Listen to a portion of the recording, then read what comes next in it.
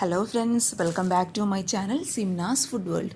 അപ്പോഴേ ഞാൻ ഇന്ന് വന്നിട്ടുള്ളത് ഒരു റെസിപ്പി ആയിട്ട് ഒന്നുമല്ല കേട്ടോ, മറിച്ച് നമ്മുടെ വീട്ടിൽ എന്നും നല്ല സുഗന്ധം നിറയ്ക്കുന്ന അല്ലെങ്കിൽ നല്ലൊരു ഫ്രഷ് സ്മെല്ല് തരുന്ന നമ്മുടെ ഹോം മെയ്ഡ് ഹെയർ ഫ്രഷ്നറുമായിട്ടാണ് ഞാൻ ഇന്ന് വന്നിട്ടുള്ളത്.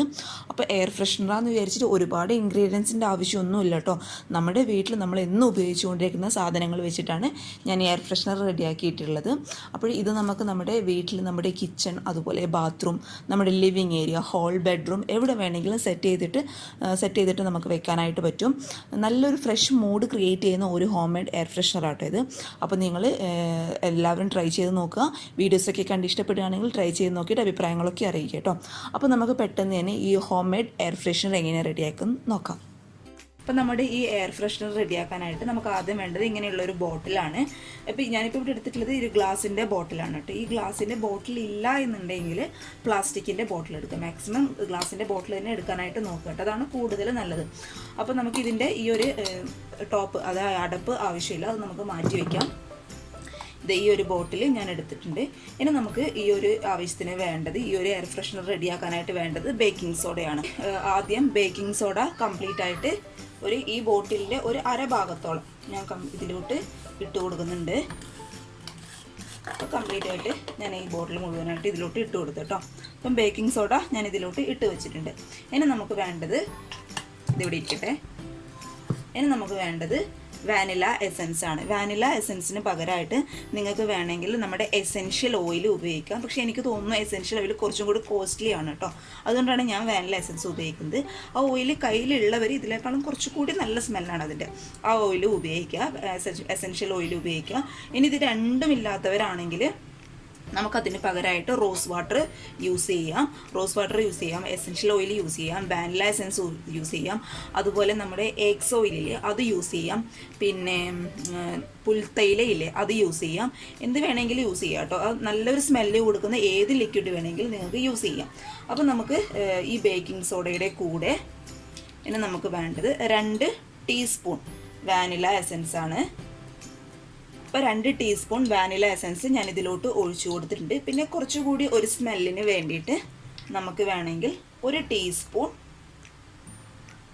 റോസ് വാട്ടർ ഇതിലോട്ട് ഒഴിച്ചു കൊടുക്കാം. അപ്പോൾ റോസ് വാട്ടർ ഒഴിച്ചു കൊടുത്ത് നന്നായിട്ടങ്ങ് ഒരു സ്പൂൺ വെച്ചോ അല്ലെങ്കിൽ ഒരു ഫോർക്ക് വെച്ചോ അല്ലെങ്കിൽ ഒരു കമ്പ് വെച്ചോ നന്നായിട്ടങ്ങ് മിക്സ് ചെയ്യാം. ഇപ്പോൾ തന്നെ നല്ലൊരു സ്മെല്ലാട്ടോ നമ്മുടെ റോസ് വാട്ടറിൻ്റെയും അതുപോലെ വാനില എസൻസിൻ്റെയൊക്കെ നല്ലൊരു സ്മെല്ല് വരുന്നുണ്ട്. ഇനി നമുക്ക് വേണ്ടത് ഒരു നുള്ളു ഉപ്പാണ് കേട്ടോ. ഇത്രേ വേണ്ടൂ, ഒരു 1/4 ടീസ്പൂൺ മാത്രം ഉപ്പ് ഞാൻ ഇതിലോട്ട് ഇട്ട് കൊടുത്തിട്ടുണ്ട്. അപ്പോൾ ഉപ്പ് എന്തിനാണ് നമ്മൾ ഇതിലോട്ട് ഇട്ട് കൊടുക്കുന്നത് വെച്ചാൽ നമ്മുടെ ഈ ഒരു മിക്സ് എന്ന് പറയുന്നത് പെട്ടെന്ന് അങ്ങ് ഫംഗസ് ഒന്നും കയറാതിരിക്കാനായിട്ട്, ബാക്ടീരിയ ഒന്നും കയറാതിരിക്കാനായിട്ട് ഉപയോഗിക്കുന്നതാണ്. കാരണം നമ്മൾ ഈ എയർ ഫ്രഷ്നർ എന്ന് പറയുന്നത് ചിലപ്പം ഒരു മാസമൊക്കെ ഉപയോഗിക്കും. അപ്പോൾ നിങ്ങൾ ഇപ്പോൾ 1 ആഴ്ചയോ 2 ആഴ്ചയോ കഴിഞ്ഞ് ഇതിൻ്റെ സ്മെല്ലൊന്ന് കുറഞ്ഞു എന്ന് തോന്നുന്നുണ്ടെങ്കിൽ നിങ്ങൾ ഏതാണോ ഇത് ഉപയോഗിച്ചത്, മണത്തിന് വേണ്ടിയിട്ട് ഏതാണോ ഉപയോഗിച്ചത്, വാനില എസൻസ് ആണെങ്കിൽ അത്, അല്ലെങ്കിൽ റോസ് വാട്ടർ ആണെങ്കിൽ അത് ഒരു 2 ടീസ്പൂൺ കൂടി ഇതിലോട്ട് ഒഴിച്ചിട്ട് നന്നായിട്ടൊന്ന് മിക്സ് ചെയ്ത് വീണ്ടും അതുപോലെ തന്നെ വെച്ച് കൊടുത്താൽ മതി കേട്ടോ. അപ്പോൾ ഇത്രയേ ഉള്ളൂ, വളരെ സിമ്പിളാണ്. അപ്പം നമ്മുടെ എയർ ഫ്രഷ്നർ റെഡി ആയിട്ടുണ്ട്. ഇത്രയേ ഉള്ളൂ കേട്ടോ, വളരെ സിമ്പിളാണ് റെഡിയാക്കാനായിട്ട്. ഇനി നമുക്ക് എന്ത് ചെയ്യണം, ഈ ഒരു ടോപ്പ് വെച്ച് മൂടിക്കഴിഞ്ഞാൽ കംപ്ലീറ്റ് ആയിട്ട് ഇതിൻ്റെ സ്മെല്ലൊന്നും പുറത്ത് വരത്തില്ല. ഇനി നിങ്ങൾക്ക് എന്താ ചെയ്യണമെന്ന് വെച്ചാൽ ഇങ്ങനെ ഒരു ടോപ്പ് ഉണ്ടെങ്കിൽ, ഉപയോഗിക്കാത്തൊരു ടോപ്പ് ഉണ്ടെങ്കിൽ ഇവിടെ കുറച്ച് ഹോൾസ് ഇട്ട് കൊടുക്കുക, എന്നിട്ട് ടൈറ്റായിട്ടൊന്ന് മൂടി ചെയ്യുക കേട്ടോ. അപ്പോൾ ആ ഹോൾസിലൂടെ സ്മെല്ല് പുറത്തോട്ട് വന്നോളും. അല്ലെങ്കിൽ ഒരു പേപ്പർ, എന്താ പറയുക, ഒരു കേക്കിൻ്റെയൊക്കെ പേപ്പർ ഉണ്ടാവില്ലേ, അതിങ്ങനെ ഇതിനനുസരിച്ച് കട്ട് ചെയ്യാം. അതിനുശേഷം അതിന് ഹോൾസ് ഇട്ട് കൊടുത്തതിന് ശേഷം നമുക്ക് ഉപയോഗിക്കാം. ഇപ്പം ഞാനിപ്പോൾ ഇവിടെ ഉപയോഗിക്കുന്നത് മോളുടെ സോക്സ് ആണ് കേട്ടോ, ഉപയോഗമില്ലാത്ത സോക്സ് ആണ്. അത് നമുക്ക് ഇങ്ങനെ ഇട്ട് കൊടുക്കുക. അപ്പോഴത്തെ സോക്സ് ഞാൻ കവർ ചെയ്ത് ഇട്ടിട്ടുണ്ട്, ആവശ്യമില്ലാത്ത സോക്സ് ആണ് കേട്ടോ. അപ്പോൾ സോക്സ് നമ്മൾ എന്താ ഗുണമെന്ന് വെച്ചാൽ നമ്മളിങ്ങനെ വലിച്ച് പിടിക്കുമ്പോൾ ഇത് കുറച്ച് ചെറിയ ഹോൾസ് വന്നിട്ട് ആ ഒരു ഹോൾസിലൂടെ സ്മെല്ല് പുറത്തോട്ട് വന്നോളും.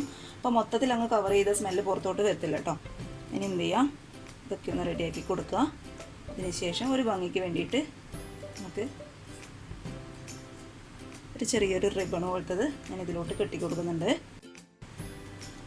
ഇതൊക്കെ ഒരു ഭംഗിക്ക് വേണ്ടി ചെയ്യുന്നത് കേട്ടോ. നമ്മൾ ബാത്റൂമിലൊക്കെ പോകുമ്പോൾ ഒരു നല്ലൊരു മൂഡ് ക്രിയേറ്റ് ചെയ്യാനായിട്ട്, ഫ്രഷ് മൂഡ് ക്രിയേറ്റ് ചെയ്യാനായിട്ട് സഹായിക്കും.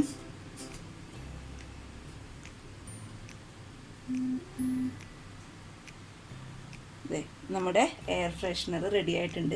ഇനി നമുക്ക് കടകളിലൊന്നും വാങ്ങിക്കേണ്ട ആവശ്യമില്ല. നല്ലൊരു സ്മെല്ല് വരുന്നുണ്ട് കേട്ടോ. ഇത് നിങ്ങൾ റെഡിയാക്കി നോക്കുമ്പോഴേ നിങ്ങൾക്ക് മനസ്സിലാവും. വാനില എസൻസിൻ്റെ നല്ലൊരു സ്മെല്ല് വരുന്നുണ്ട്. അപ്പോൾ നിങ്ങളെല്ലാവരും ഇങ്ങനെയൊന്ന് ട്രൈ ചെയ്ത് നോക്കൂ. ട്രൈ ചെയ്ത് നോക്കിയിട്ട് അഭിപ്രായങ്ങളൊക്കെ അറിയിക്കും. ഞാൻ പറഞ്ഞ പോലെ ഒരു 1-2 ആഴ്ച ഈ ഒരു സ്മെല്ല് 2 ടീസ്പൂൺ വാനില എസൻസ് കൊണ്ട് ഇത് സ്മെല്ല് നിന്നോളും. അഥവാ അത് കഴിഞ്ഞതിന് ശേഷം സ്മെല്ല് കുറവാണ് എന്ന് നിങ്ങൾക്ക് തോന്നുകയാണെങ്കിൽ വീണ്ടും 2 ടീസ്പൂൺ വാനില എസൻസ് കൂടി ആഡ് ചെയ്ത് കൊടുത്ത് നന്നായിട്ട് മിക്സ് ചെയ്ത് ഇങ്ങനെ തന്നെ വെച്ച് കൊടുത്താൽ മതി കേട്ടോ. അപ്പോൾ ഇത് ബാത്റൂമിലോ നിങ്ങൾക്ക് കിച്ചണിലോ അല്ലെങ്കിൽ ഹോളിൽ നിങ്ങൾ ബെഡ്റൂമിൽ എവിടെ വേണമെങ്കിലും യൂസ് ചെയ്യാം കേട്ടോ. നല്ലൊരു സ്മെല്ലാണ്. അപ്പോൾ നിങ്ങൾക്ക് ഇഷ്ടപ്പെട്ട എല്ലാവരും ട്രൈ ചെയ്ത് നോക്കുക. ട്രൈ ചെയ്ത് നോക്കിയിട്ട് അഭിപ്രായങ്ങളൊക്കെ അറിയിക്കുക കേട്ടോ. അപ്പോൾ അടുത്ത നല്ലൊരു വീഡിയോ ആയിട്ട് കാണാൻ വരെ താങ്ക് യു.